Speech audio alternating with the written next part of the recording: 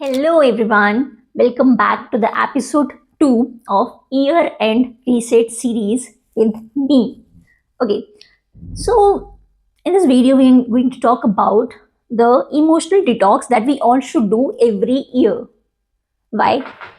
ऐसा होता है ना, इस पूरे साल में हमारे साथ बहुत सारी चीज़ें हुई, कुछ अच्छी हुई, कुछ बुरी हुई, किसी ने हमें बहुत हर्ट किया, किसी ने मतलब हर्ट किया बट हमने छोड़ा, हमने उनको जाने दिया, कोई बात नहीं, है ना।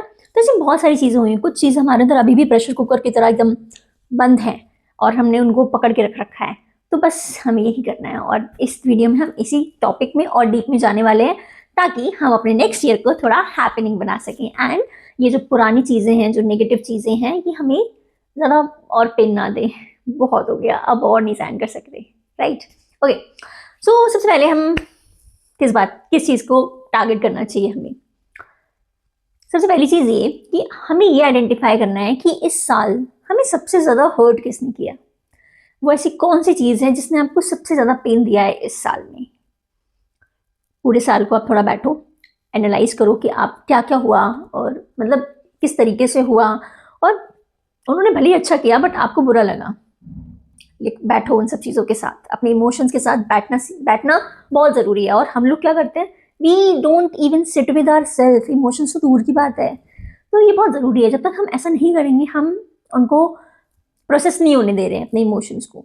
तो what you have to do is, आप बैठो, पेन पेपर लो, उस पर अपने सारे इमोशंस लिख दो, जितनी भी चीज़ें आपके मन के अंदर चल रही थी, आपको जो भी कहना था लेकिन हम नहीं कह पाए। कहना इसलिए ज़रूरी है क्योंकि अब कह तो सकते नहीं है जाके ना किसी को, आप इतनी पुरानी बात जाके कहोगे तो वो कहेंगे पागल है क्या, कब की बात कब कर रही है यार, हद है, अभी तो उसी बात को लेके बैठी है। जज भी करेंगे और आपको बुरा लगेगा कि यार मतलब मेरे को तो सॉल्व करना था मैटर और अपने आप को इमोशनली अपने इमोशन को प्रोसेस करना था, तो भाई अलग ही है यार, ऐसे कोई करता है ना, इट विल हैपन। तो आपको क्या करना है, आप उस पर्सन के पास ना जाकर आप अपने साथ बैठो, एक पेपर पे सब कुछ लिख दो, जितनी भी चीज़ें आपको फील हो रही हैं, जिन भी चीज़ों ने आपको दुख दिया है और जिस भी पर्सन की वजह से आप दुखी हो, सब कुछ आप एक शीट पे लिख दो। जितनी भी डिटेल में, माइन्यूट डिटेल के साथ लिख सकते हो लिख दो। हो सकता है लिखते समय आपको थोड़ा मतलब हैवी, आपका जो हार्ट है वो आपको हैवी फील हो कि भाई रोना भी आ रहा है, तो इट्स ओके, वो इमोशंस है उनका निकलना बहुत ज़रूरी है। Okay, second thing, stay away from the people who drain your energy. Negative लोग, मतलब जितना तो बीमारियों से इंसान परेशान नहीं है उतना तो नेगेटिव लोगों से परेशान है। मतलब कोई काम नहीं है, हाँ आते जाते अपने नेगेटिव ऐसे ओपिनियन ऐसे फेंक के मारेंगे, हमें ज़रूरत नहीं है तुम्हारे ओपिनियंस की, बट फिर भी उनको लगता है कि मैं तो दुनिया का भला कर रहा हूँ, मैं तो दुनिया का भला कर रही हूँ। तो आपको क्या करना है, ऐसे लोगों से दूर रहना है, ऐसे लोगों से आपको बिल्कुल इन्वॉल्व भी नहीं होना है। अगर वो कह रहे हैं अभी रात है तो ठीक है रात है, वो कह रहे हैं सुबह है तो ठीक है सुबह है। ये मैंने भी अभी ही सीखा है, रिसेंटली सीखा है ये मैंने, बट थैंक गॉड सीख लिया, क्योंकि नहीं सीखना तो ज़्यादा दुख मुझे होता है। मुझे लगता है यार कोई ऐसा कैसे हो सकता है, हाँ, और मतलब किसी के पास राइट नहीं है किसी के दिल दुखाने का, ये मुझे लगता था बेचारी भोली भाली प्रतिभा को। फिर मुझे समझ आया भाई ऐसा नहीं होता है, ठीक है लोग वक्त दिल दुखाने के लिए बैठे हैं, तुम्हें दुख देने के लिए बैठे हैं, बस आपको पता होना चाहिए कि कैसे डील करना है। तो इसलिए आपने क्या करना है, उन लोगों से इन्वॉल्व भी नहीं होना है, जितनी कम बात कर सको उतनी कम बात करो। अगर वो आपके क्लोज नहीं है तो मिलना भी जरूरी नहीं है, लेकिन अगर क्लोज है तो आपको डील करना सीखना पड़ेगा। और डील कैसे करना है, इन्वॉल्व नहीं होना है। अगर वो जो भी चीज़ें कह रहे हैं उनमें हाँ में हाँ करनी है, ठीक है भाई आप ही ठीक कह रहे हो, मुझे इस बारे में कुछ नहीं पता है, मैं बिल्कुल एकदम अनजान हूँ इस चीज़ से, you have to pretend like this. तभी आप अपनी एनर्जी को कंटामिनेट होने से बचा सकते हो, उसको खराब होने से बचा सकते हो, which is really important. Energy का पूरा खेल है। तो समझ गया, ठीक है, नहीं समझा तो भाई कुछ नहीं। Clean up your self talk, we should clean our self talk. मतलब when we are talking to our self, हम हमेशा क्या करते हैं, दूसरों के सामने मुंह नहीं चलेगा हमारा, we will be very polite in front of everyone, हाँ जी हाँ जी, है ना, पूरी इज्जत के साथ। और खुद के साथ हम अपने मतलब इतनी धज्जियाँ उड़ा देते हैं when we use to talk to our self कि यार तेरे को ये भी नहीं आता, मतलब तूने ऐसे कैसे बोल दिया उस इंसान के सामने, ऐसे बोलता है क्या कोई, तेरे को इतनी भी मैनर्स नहीं है। We talk to our self like this, है ना, बट हम ऐसे क्यों कर रहे हैं, आप कोई सुन रहा है नहीं, इसका मतलब तो ये है जब कोई जज नहीं करता तो आप बहुत बदतमीजी करते हो, है ना। तो इसका मतलब ये है कि भाई यार हाँ ऐसे ठीक है, तो इसका मतलब ये नहीं है कि हम खराब है। अब थोड़े अलग हैं, थोड़े जिद्दी भी हो सकते हैं, बट खराब नहीं है। तो आपने क्या करना है, अपनी सेल्फ टॉक को एकदम प्योर रखना है, अपने आप को समझाना है, अपने आप को पैम्पर करना है, अपने आप को पॉजिटिव चीज़ें बोलनी है। सिर्फ ये बोलना है कि भाई देखो मैं सीख रही हूँ, मैं इम्प्रूव कर रही हूँ, और हर दिन मैं एक न्यू अपॉर्चुनिटी के लिए रेडी हूँ। जितनी भी आप अपनी अच्छी बातें बोल सकते हो अपने लिए वो आपको बोलनी है। और इसके अलावा ये मैंने पर्सनली मेरे लिए बहुत काम की है ये चीज़, अफर्मेशन, क्योंकि मैं भी लर्निंग फेज में हूँ, सीख ही रही हूँ अभी भी। ऐसा नहीं है कि बहुत कुछ मैं सीख के बैठी हूँ, सीख रही हूँ मैं। तो अफर्मेशन ने मुझे बहुत हेल्प किया। और इसके अलावा ना मैं एक बुक पढ़ रही थी, द पावर, उसमें ना सीक्वेंस दे रखा था कि मतलब कौन कौन सी चीज़ें हैं जो हमें बहुत जल्दी हमारी फ्रिक्वेंसीज को हायर करती हैं। तो अफर्मेशन भी उसमें थी। तो अफर्मेशन ना एक्चुअली बहुत सही चीज़ है। तो मुझे क्या लगता था, जब मैं नेगेटिव हो रही हूँ ना, और या मेरे लाइफ की किसी भी सेगमेंट में कोई भी चीज़ इम्पैक्ट कर रही है, तो what I use to do is, मैं उस चीज़ को लेके अफर्म करती थी कि, और दिन में 3 बार से दवाइयाँ खाते हैं ना, सुबह शाम, 3 सुबह शाम रात, वैसे करती थी। कभी कभी 3 नहीं होता था, बट 2 बार तो मेरा फिक्स है भाई, मॉर्निंग में उठ के छत पे वॉक करते समय और इवनिंग में अपना आफ्टर डिनर वॉक करते समय। अफर्मेशन से ना एक न्यू पर्सपेक्टिव मिला।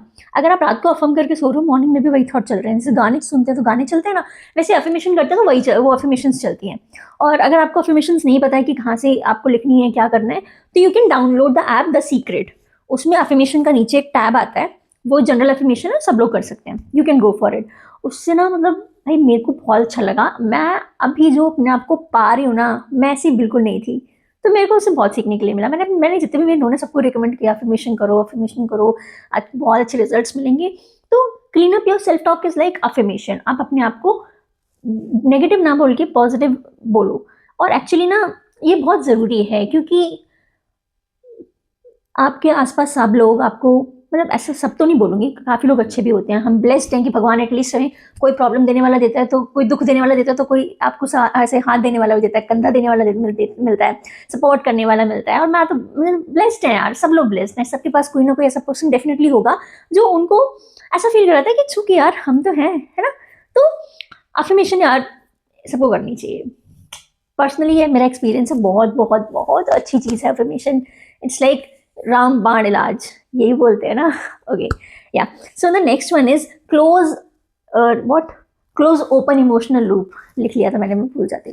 Close open emotional loop is what, कभी आपसे किसी का आर्ग्यूमेंट स्टार्ट हुआ एंड वो बात पूरी खत्म नहीं हुई, और उसके बाद क्या हुआ, ठीक है, सामने वाला पर्सन तो उससे मूव ऑन हो गया, बट आप अभी भी उसी में जूझ रहे हो, वो चीज़ रिपीट हो रही है आपके दिमाग में, और अभी तक वो इमोशन आपका प्रोसेस नहीं हो पाया है।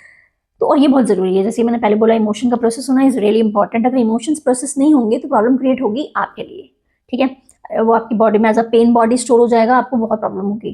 तो what you can do is, आप उनके सामने जाके तो ऐसा नहीं बोल सकते हो कि भाई फलाने फलाने दिन 365 दिन पहले एक बार आर्ग्यूमेंट में ऐसा बोल दिया था, मुझे बुरा लगा, मैंने रिप्लाई नहीं किया था। तो instead of this what you can do is, if you can message them, देखो अगर face to face you will start the conversation, बात राई का पहाड़ बन जाएगी। तो इट्स बेटर, या तो आप टेक्स्ट कर दो, या तो आप एक ऑडियो अपने फ़ोन में खुद के लिए रिकॉर्ड कर लो, as if you are talking to them, और बस, और वो बात ख़त्म।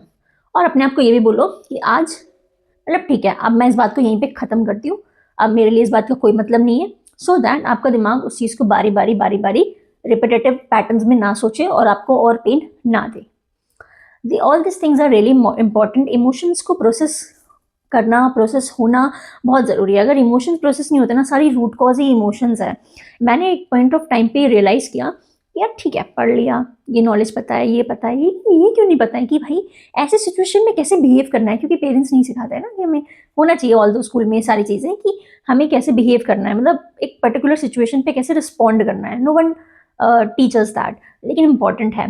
तो फिर ऐसे करते करते सेल्फ इम्प्रूवमेंट बुक पर आई जम्प्ड, और फिर काफ़ी चीज़ें सीखने को मिली, और बाय गॉड्स ग्रेस अच्छे समय पर अच्छा कंटेंट मिला।